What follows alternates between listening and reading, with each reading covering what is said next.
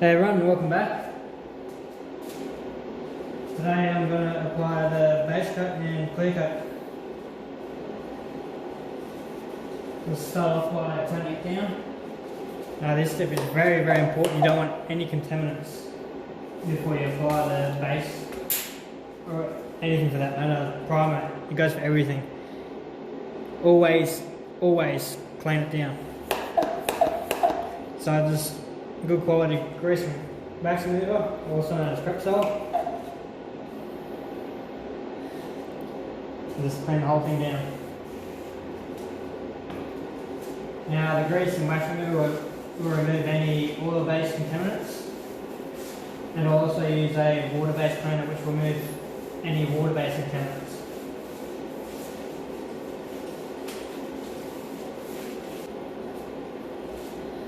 Now for the water-based cleaner,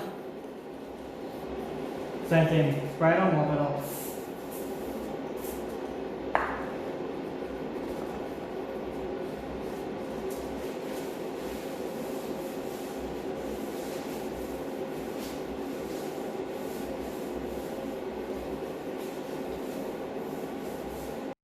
Alright, the next step is to apply a wet on wet. In this case I'm using just a rattle can wet on wet. So let's get to it.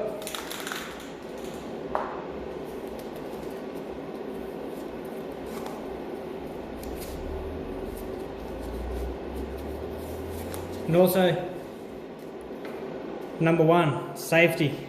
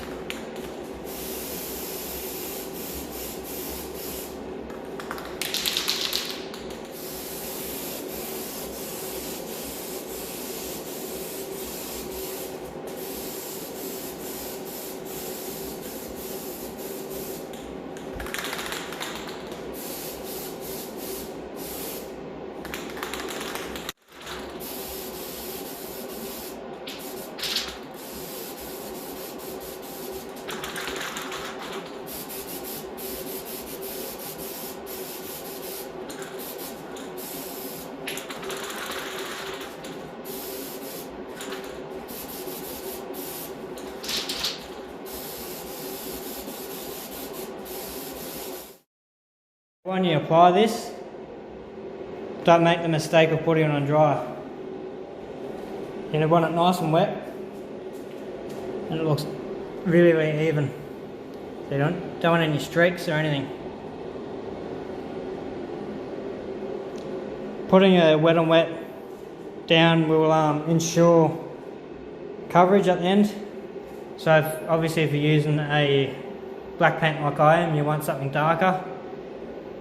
And if it's bad coverage like a red or something, you use like a pink wet on wet. While that's flushing off, I'll show you what I'm actually spraying in for those who are interested. So all I've done was, just on the ceiling there, I've got plastic and got some nails, nailed it into the ceiling.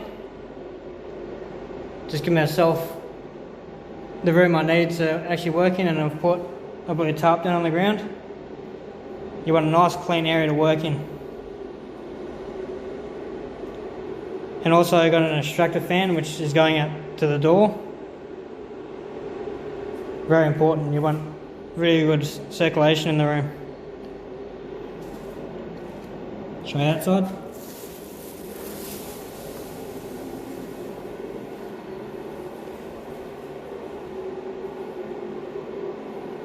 For those who are interested, if you drop a comment down the bottom, I'll walk you through step by step how I did it.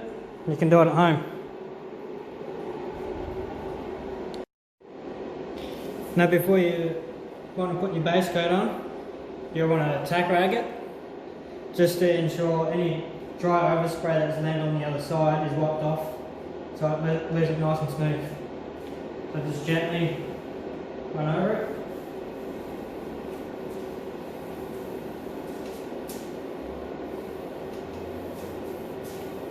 Now you do this in between coats, except your drop coat, which I'll show you when I get to it.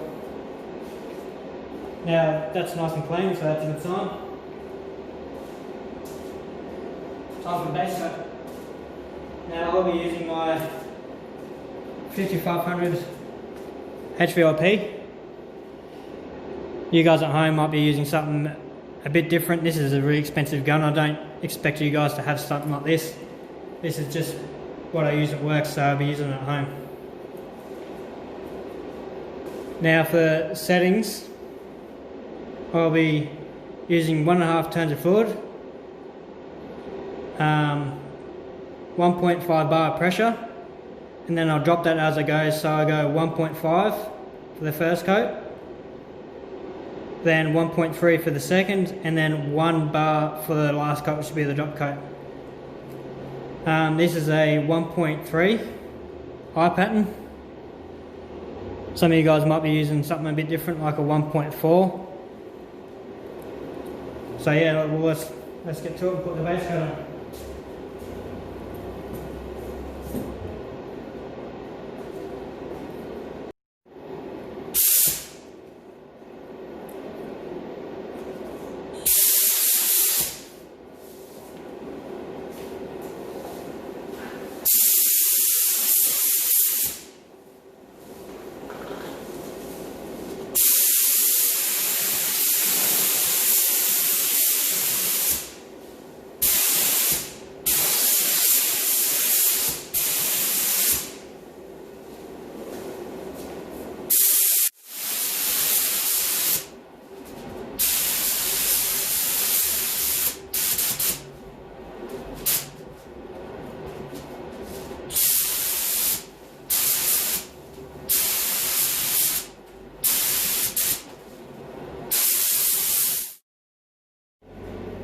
Nice, wet and smooth for the first coat.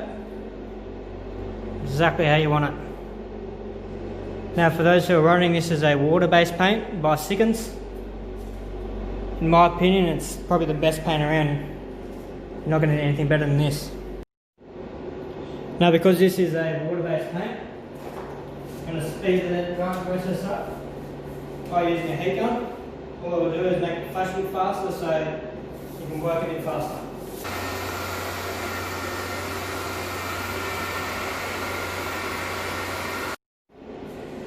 And that's what it will look like when it will dry. It's still really smooth, but it's obviously not wet. So this would be right to tack rag and then shoot some more base on at 1.3.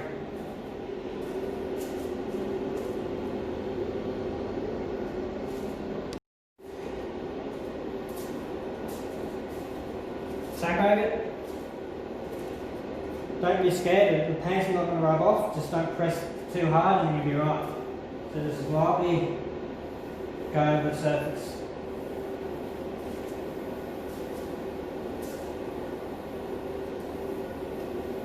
And again, we'll just pick up any gritty overspray that has landed on it. There is a bit there, but not much.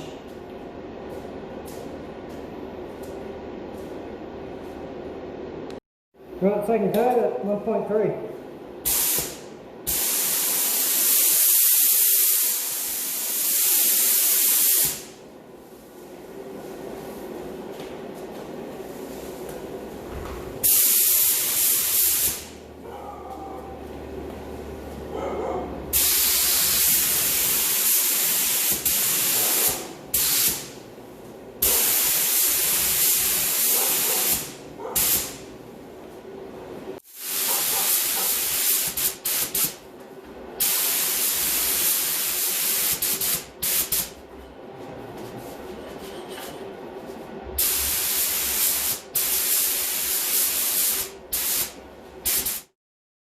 Now for this next coat, it's going to be a bit different. It's called your technique coat or drop coat. There's other names for it, but it's all the same thing. All you're doing is you're pulling the gun back just a bit more to what you were before. So rule of thumb is, when you're doing it normally, you would it's a hand length apart, and all you want to do is pretty much double that and slowly mist it on. And you'll do this at 1 bar. So let's get to it.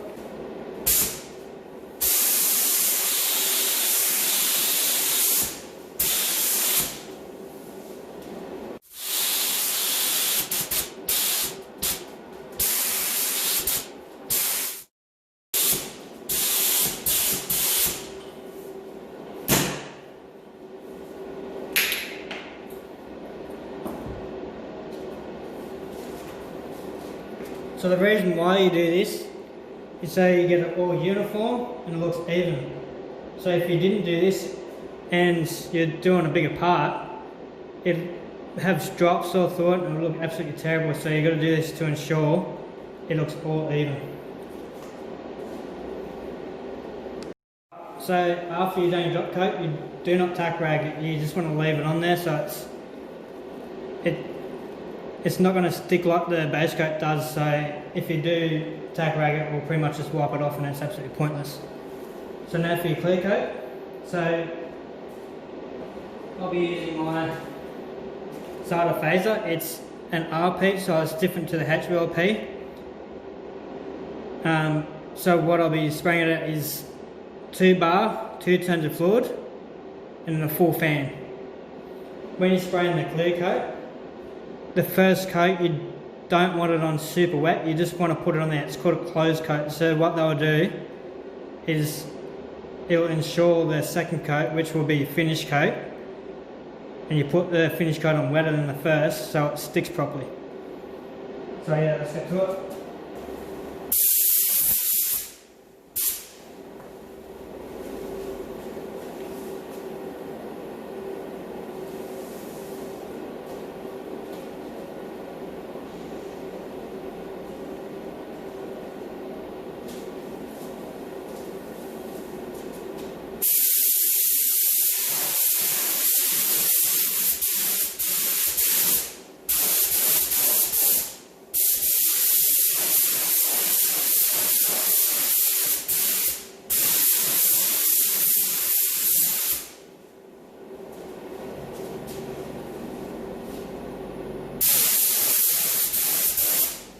For the second coat.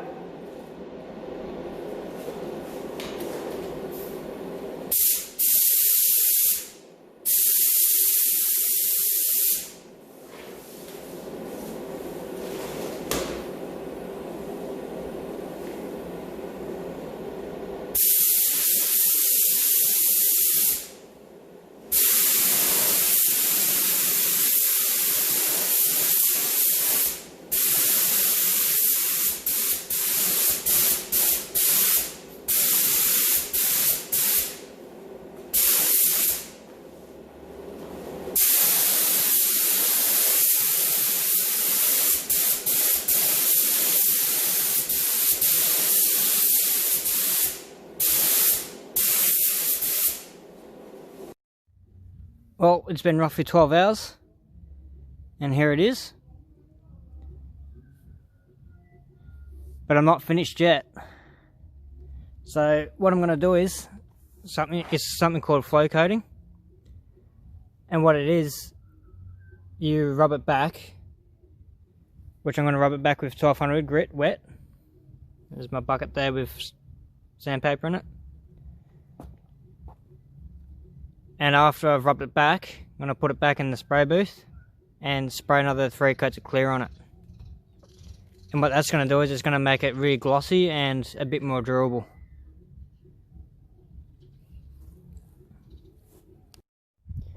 So you just want to wet it up.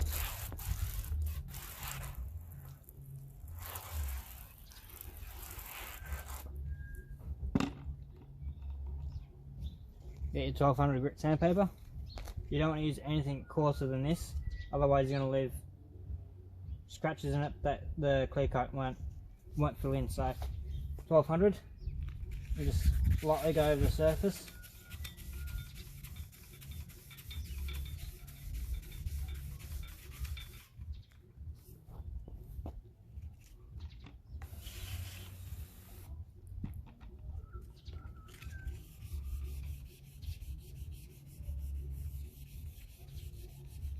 Now when you're doing this, the clear coat's going to still be soft, so you just want it nice and easy.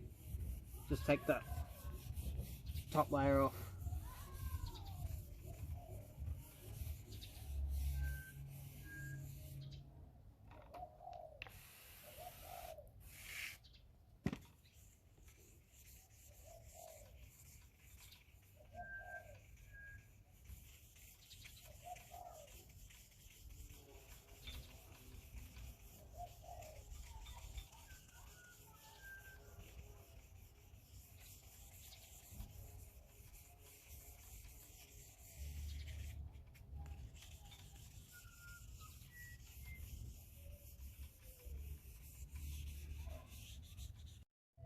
So when you're doing this, it's a good idea to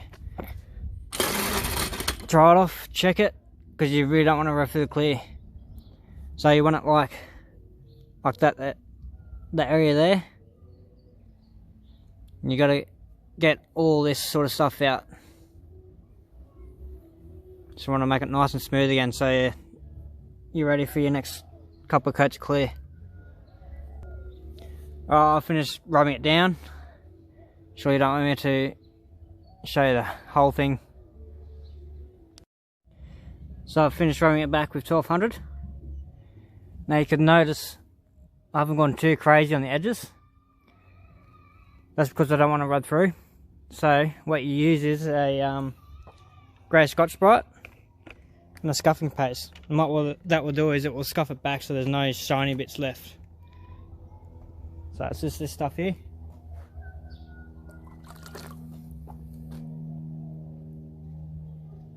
And there's other brands like Scuff Stuff, and it's all the same stuff.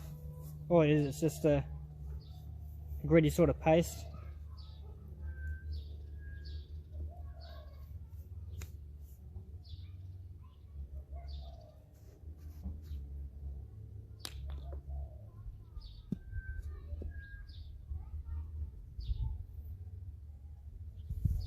Just looks like that. You just want to wet it back up again.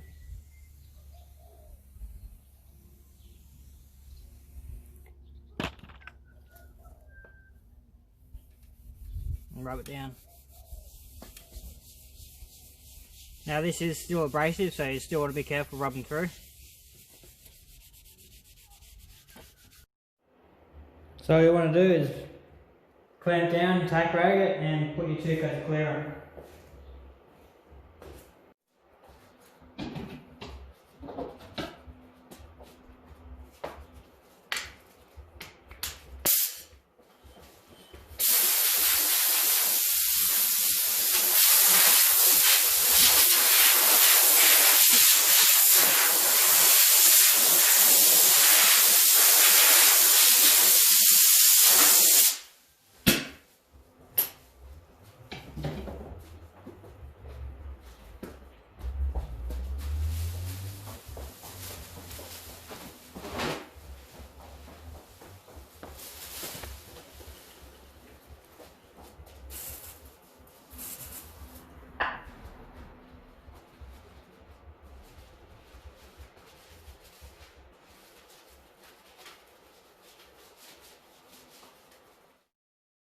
Just going to tack rag it again.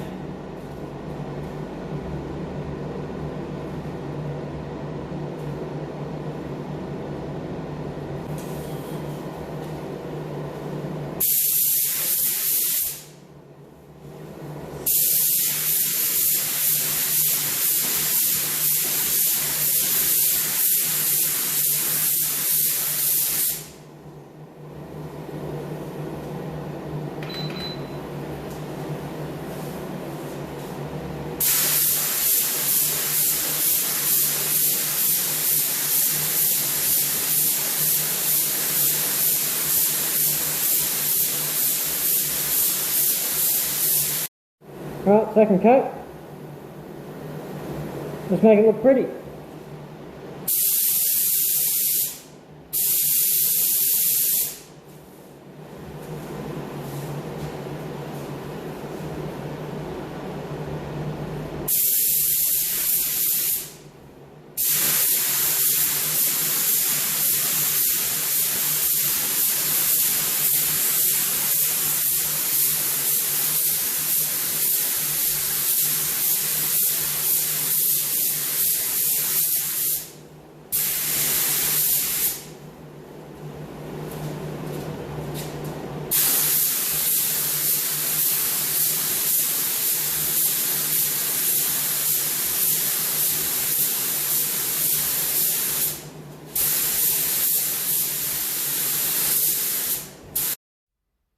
Well, there you have it. The float coat's all done.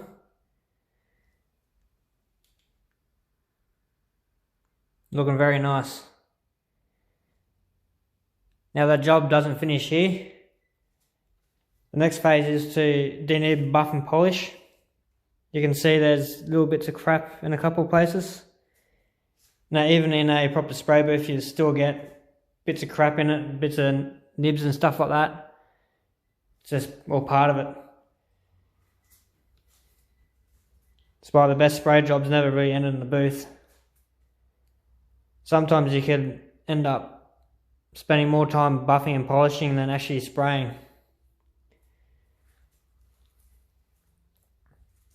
It's looking good so far.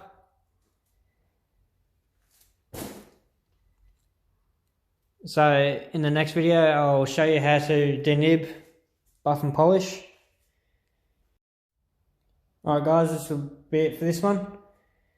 Please don't forget to drop a comment, like and subscribe. Thanks heaps for watching.